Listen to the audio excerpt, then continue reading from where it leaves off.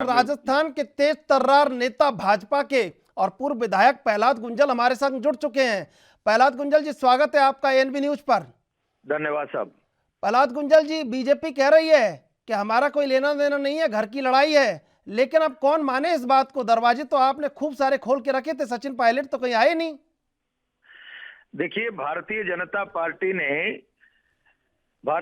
Party के दरवाजे तो सबके लिए खुले हैं, लेकिन पर्टिकुलरली कोई सचिन पायलट आएंगे और इसलिए दरवाजा खुला है, ये कहना बिल्कुल बेबुनियाद है। ये कांग्रेस का अंदरूनी झगड़ा है और ये झगड़ा आज शुरू नहीं हुआ। पूरे राजस्थान ने, पूरे हिंदुस्तान ने देखा है। विधानसभा चुनाव परिणाम के बाद मुख्यमंत्री की कुर्सी की लड़ाई इतनी जबरदस्त हुई जी, और केंद्र के बड़े दखल के बाद अगर कुर्सी की लड़ाई निपटी तो गवर्नर के बगल में किस किस की कुर्सियां लगेगी जी, इसकी भी लड़ाई हुई। और ये कुर्सी दौड़ एक दिन भी बंद नहीं हुई, एक दिन भी। सत्ता के शपथ लेने के बाद एक दिन भी बंद नहीं, उसकी परिणति आज देखी है जी। और हम सब लोग जानते हैं, कोई सी भी पार्टी की सरकार हो, जब तक विपक्ष में होते हैं तो संगठन का अपना वजूद होता है, और जब सरकार रह जाती है तो मुख्यमंत्री संगठन और सरकार दोनों को खुद में मर्ज करके चलना चाहते हैं। लेकिन प्रहलाद गुंजल जी, प्रैक्टिस पर गहलोत जी चल रहे थे और सचिन जी नहीं चलना चाहते थे। लेकिन प्रहलाद गुंजल जी को मर्ज नहीं करके, प्रहलाद गुंजल जी उसके छींटे तो आपके दामन पे आ गए हैं। अब लड़ाई तो उनके घर की है, लेकिन छींटे तो आपके दामन पे भी आ गए हैं। कोई किसी भी तरीके से आरोप लगाए, उससे किसी के दामन पे छींटे नहीं लगते। वो अपने घर की माता पच्ची को, घर की लड़ाई को भारतीय जनता पार्टी के पाले में डालना चाहे तो इससे कोई राजस्थान की जनता इतनी मूर्ख नहीं है कि वो, उनके पास अंदाजे नहीं है। राजस्थान के मुख्यमंत्री जी, और मैं तो कहता हूँ केवल इनका सवाल नहीं है, किसी भी दल की सरकार हो, जब मुख्यमंत्री बन जाता है तो सरकार और संगठन अपने आप में मर्ज करके चलना चाहता है। गहलोत जी इसी प्रैक्टिस में चल रहे थे। सचिन जी को इसमें आपत्ति थी कि सरकार में संगठन भी मर्ज हो जाएगा। वो चाहते थे संगठन मेरे हिसाब से चले, इसलिए जल्दी से मैं पीसीसी से इनकी मुक्ति कर दूं, और उन्होंने दृढ़ता पूर्वक संगठन को संगठन के तरीके से चलाने का प्रयास किया। सरकार में सियासी हस्तक्षेप करने का अपना जो जनता के साथ किया हुआ वादा था उसको पूरा करने का प्रयास किया। मुख्यमंत्री जी ने उनको अरेस्ट किया। प्रहलाद गुंजल जी, आप काफी सत्ता की चाबी मुख्यमंत्री होते हैं अंततोगत्वा। प्रहलाद गुंजल जी अच्छे वक्ता हैं, अच्छे आप प्रवक्ता हैं और अच्छे आपको जानकारी है, इसलिए आपसे पूछ रहा हूं। सियासी गलियारों में चर्चा है कि भाजपा ने बी टीम उतार दी और ऐसे सामने उतार दी कांग्रेस के संकट मोचक जो कहे जाते हैं। अब रस्सा कसी ऐसी हो गई, ना पायलट जीत पा रहे हैं, ना बी टीम जीत पा रही भाजपा की गहलोत से। देखिए आप मान करके चलिए, इस सरकार में स्थिरता का दौर प्रारंभ हो गया है। कितने दिन होटल में बंद रखकर सरकार को चलाया जा सकता है? ये भारतीय जनता पार्टी पर आरोप मढ़कर अपने घर की कलह पर पर्दा डालना चाहे, अब डलने वाला नहीं है। जैसे ही ये बाड़ेबंदी खुलेगी, बाड़े कूद कूद के लोग भागेंगे इनके। अब सरकार बचने वाली नहीं है। इनकी आपसी कलह इस स्तर पर चली गई है, पूरा देश देख रहा है, आप दिखा रहे हो और दूसरा मीडिया दिखा रहा है। अब ये अपनी गलती को, अपनी नाकामयाबी को भारतीय जनता पार्टी के माथे उंडेलना चाहते हैं। तो राजस्थान का आम आवाम इतना बेवकूफ नहीं है कि इनके कारनामों को, इनके झगड़ों को भारतीय जनता पार्टी के खाते में लिख देगा। अब इस सरकार का चेहरा सबके सामने आ गया। कुर्सी दौड़ने सरकार की, संगठन की लड़ाई को इस स्तर पर ले जाकर रख दिया कि अब पालाबंदी, खेमाबंदी से ये सरकार टिकी हुई है। इस सरकार की बुनियाद इस बाड़ाबंदी और होटलों की इस खेमाबंदी से कितने दिन टिकी रहेगी? विश्वास है तो खुला छोड़ो ना। लेकिन प्रहलाद जी, अभी तो दाव भारी पड़ रहे हैं अशोक गहलोत के बीजेपी पर भी और पायलट पर भी। देखिए, कोई दाव भारी नहीं पड़ रहे हैं।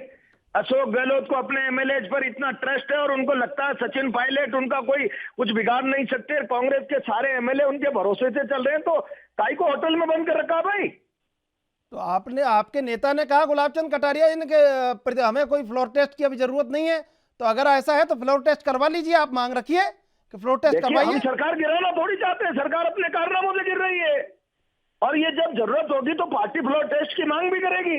अभी इनकी कुश्ती तो निपटने दो।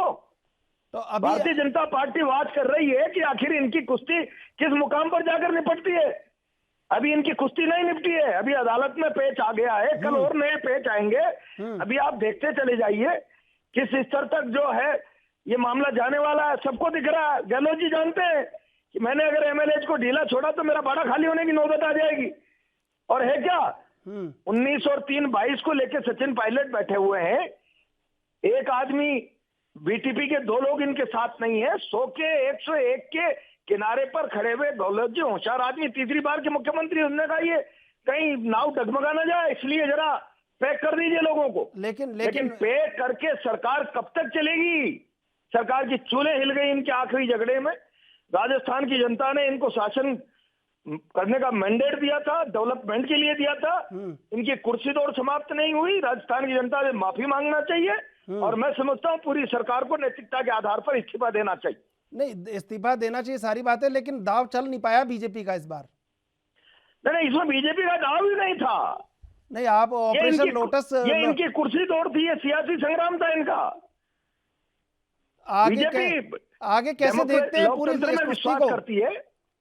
आप तो मजे हुए राजनेता हैं, कैसे देखते हैं पायलट और गहलोत में से कौन जीतेगा? अभी तो सारे दाव पायलट हारते जा रहे हैं और गहलोत जीतते जा रहे हैं।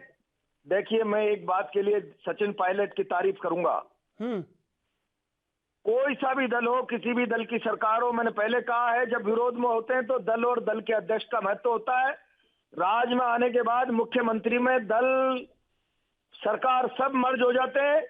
नौजवान नेतृत्व ने, सचिन पायलट ने संगठन को सरकार में मर्ज नहीं होने दिया और जिस संगठन के अध्यक्ष के नाते सरकार लाने के लिए जो बुनियादी वादे किए जनता से, उसके लिए सरकार के सामने रीढ़ की हड्डी सीधी करके खड़े रहे। ये बात मुख्यमंत्री को नागवार गुजरी और यही झगड़ा यहां तक आ गया और अभी ये खत्म थोड़ी हुआ भाई। आगे देखना आप। आखिरी सवाल मैं कर रहा हूं कि उनने तो अशोक गहलोत ने ऐसा दाव चल दिया कि दिल्ली तक फंदा फंसा दिया है, केंद्रीय जल शक्ति मंत्री पर एफआईआर करा दी। देखिए, मुख्यमंत्री अपने आप में सरकार होते हैं। कोई भी मुख्यमंत्री हो, आप ही मुख्यमंत्री बैठ जाएंगे तो लोग ताकत के साथ रहना पसंद करते हैं, सरकार के साथ, संगठन के साथ, सरकार के साथ रहना पसंद करते हैं जी। अधिकांश से लोगों की ये प्रवृत्ति है। अनुशासन के नाम पर कोई आंतरिक लोकतंत्र ज्यादा देखने को नहीं मिलता, लेकिन जो लोग आंतरिक लोकतंत्र को जिंदा रखने के लिए और अपनी बोलने की स्वतंत्रता जो जीवंत रूप से लोगों के सामने प्रदर्शित करते हैं, एक ऐसा अनुपम उदाहरण कांग्रेस में सचिन पायलट ने उपस्थित किया है कि मैं अनुशासन के नाम पर इंटरनल डेमोक्रेसी को खत्म नहीं कर सकता। लेकिन जो कमिटमेंट्स थे, और इसलिए मैं ये कह रहा हूं, कोई मुख्यमंत्री के साथ कोई सा भी मुख्यमंत्री हो, रेयर केसेज में कोई उल्टा पासा पड़ता है, इसलिए ये मुख्यमंत्री की जीतनी मानी जानी चाहिए। ये आइडल पक्ष होना चाहिए नौजवानों के लिए। आने वाले समय में अगर सरकारें, मुख्यमंत्री अपने जनता से किए हुए वादों को पूरा नहीं करते हैं, संगठन को भी, सरकार को भी अपने में मर्ज करके चलना चाहते हैं, तो कोई व्यक्ति संगठन के भीतर होना चाहिए जो इस कमिटमेंट के साथ खड़ा रहे कि सरकार गलत कर रही है, कमिटमेंट जो पब्लिक के साथ किया था उस पर। और इसलिए हम उस बेसिक इश्यूज पर सत्ता में मर्ज नहीं होंगे, तब तक लोगों के साथ कमिटमेंट पूरे नहीं होंगे। एक आइडल पेश किया, इसलिए सचिन पायलट के हारने का और मुख्यमंत्री के जीतने का ये कोई प्रश्न ही नहीं है। नहीं, आप तारीफ तो कर रहे हैं, बेसिक बुनियादी बात कही है, आप तारीफ तो कर रहे हैं, राजनीति में जरूरत है, आप तारीफ तो कर रहे हैं, लेकिन वो प्रभावित नहीं हो रहे। लेकिन ताकतवर मंत्रियों और मुख्यमंत्रियों के सामने कोई बोलते नहीं है, उसे डेमोक्रेसी का ह्रास होता है, लेकिन पहला खत्म होती है। इस पर सचिन पायलट ने माइलेज मील का पत्थर रखा है ये बात करके। मैं समझता हूं आने वाले समय में कोई भी मुख्यमंत्री इस प्रकार से करेंगे तो लोग बोलने की हिमाकत करेंगे। लेकिन वो प्रभावित नहीं हो रहे हैं, वो कह रहे हैं मैं बीजेपी ज्वाइन नहीं करूंगा। तो कैसा लगता है आपको? कौन कह रहा है आप बीजेपी ज्वाइन करिए?